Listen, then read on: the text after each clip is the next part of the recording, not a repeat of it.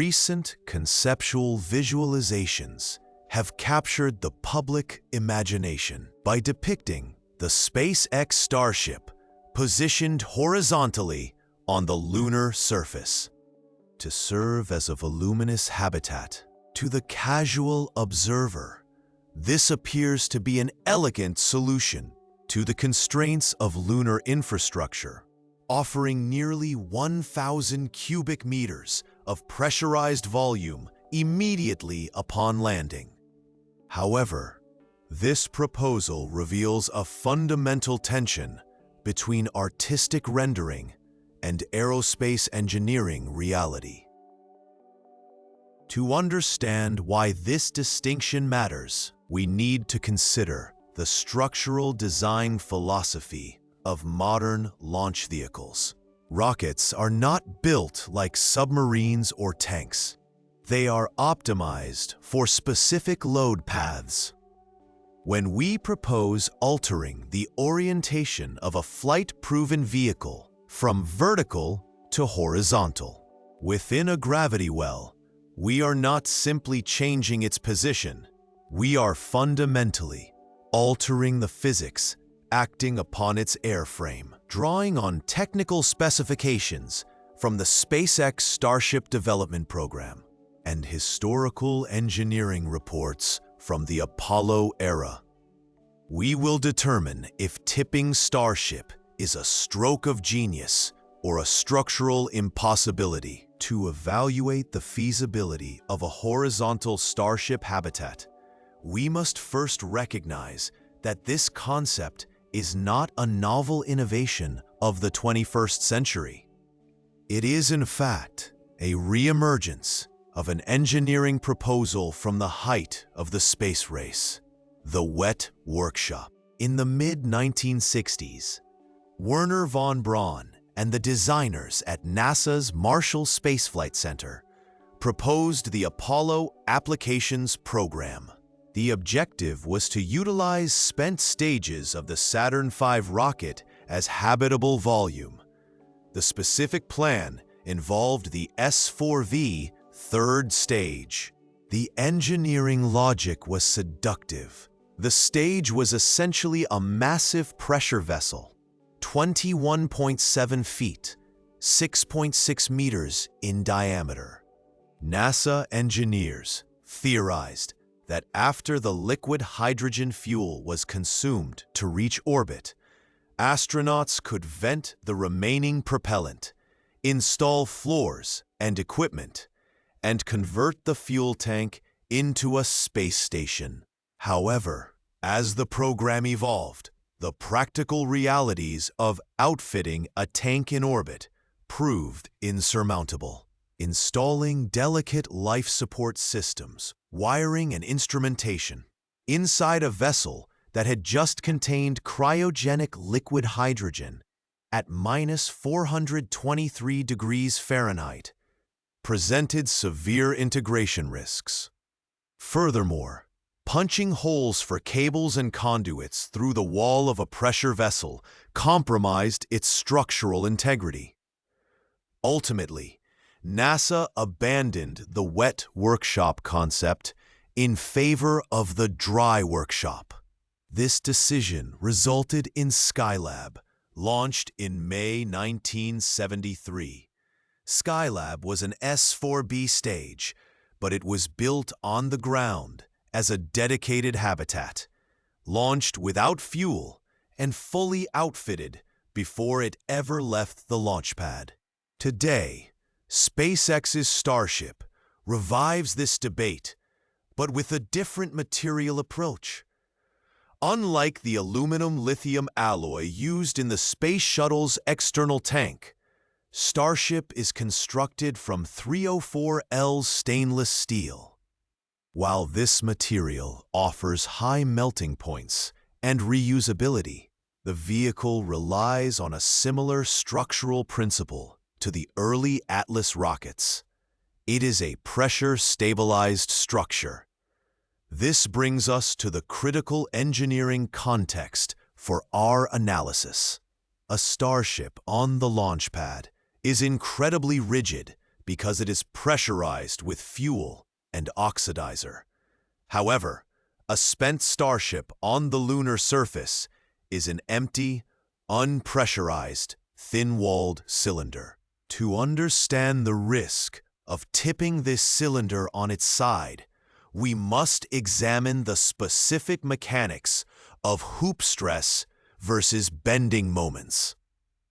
To fully appreciate the risk of a horizontal habitat, we must look past the visual solidity of the Starship and examine the engineering specifications of its hull. While the vehicle appears to be an indestructible fortress of steel, structurally, it behaves more like a pressurized balloon.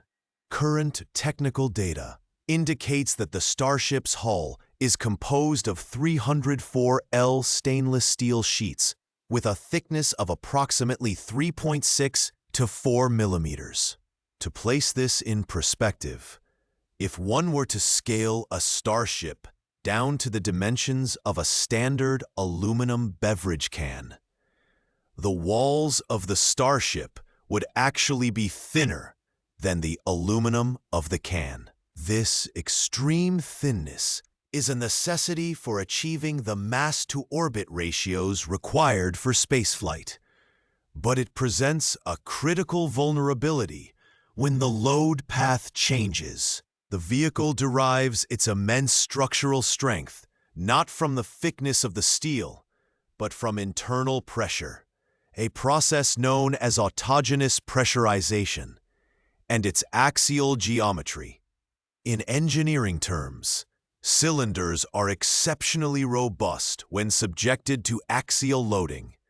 That is, when forces are applied vertically from the top or bottom. This design is optimized for launch conditions, where the thrust of the Raptor engines pushes up, while gravity and aerodynamic drag push down. However, tipping the vehicle 90 degrees creates a fundamentally different stress environment. Placing the ship horizontally introduces massive bending moments along the fuselage. In this orientation, gravity pulls the structure sideways, placing the top of the cylinder in tension and the bottom in compression.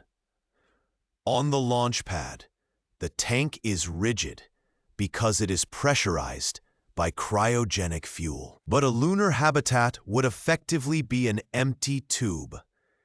Without the internal pressure of the fuel to rigidify the structure, a 4mm steel tube lying on its side risks buckling under its own dry mass.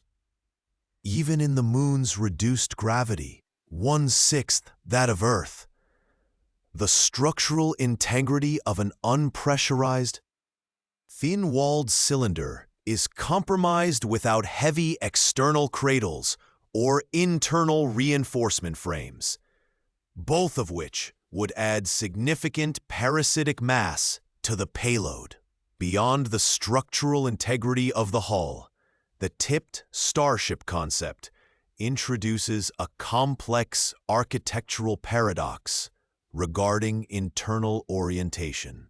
In aerospace design, the down vector is dictated by thrust and gravity.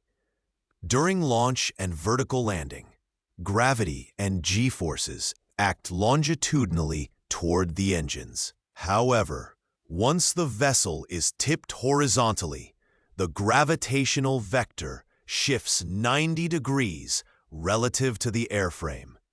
This creates a significant engineering challenge. The floors utilized during the high-G launch phase become vertical walls upon lunar settlement. Any fixed internal infrastructure, from sleeping quarters to life support systems, must be designed to function in two perpendicular orientations. If the habitat is outfitted for horizontal living prior to launch, the furniture and equipment mounted to the floor would effectively be hanging from the wall during the ascent, subjected to launch loads exceeding 3 Gs. To mitigate this, engineers would need to implement heavy pivoting mechanisms or install flooring after landing, a task that requires astronauts to perform complex construction work in pressurized EVA suits within a confined space.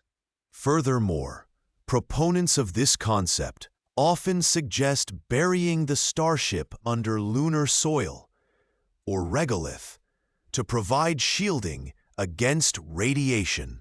While the logic is sound, NASA studies indicate that protection from solar particle events and galactic cosmic rays requires approximately 1 to 2 meters of regolith shielding. The structural implications are severe.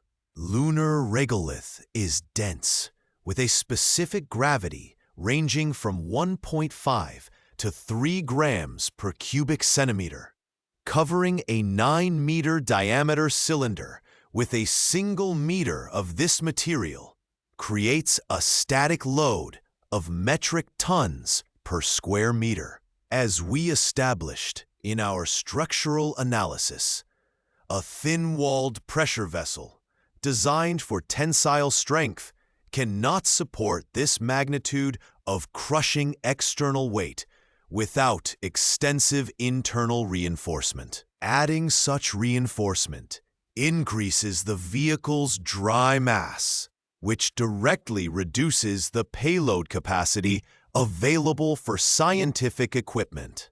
Finally, we must consider the economic perspective. The core philosophy of SpaceX's Starship program is rapid reusability. Tipping a Starship over to serve as a permanent base effectively turns a reusable transport vehicle into a disposable canister. By permanently grounding a Starship, the program would be discarding 3 sea-level Raptor engines, 3 vacuum-optimized Raptor engines, and millions of dollars in advanced avionics and flight computers. To use an analogy from commercial aviation, this approach would be comparable to purchasing a Boeing 747, flying it to a destination, and permanently converting it into a building, simply to avoid the effort of constructing a hotel. While technically feasible, it is economically inefficient. A dedicated habitat module, designed specifically for the lunar surface and carried as cargo, avoids the need to sacrifice high-value propulsion assets for simple habitation volume.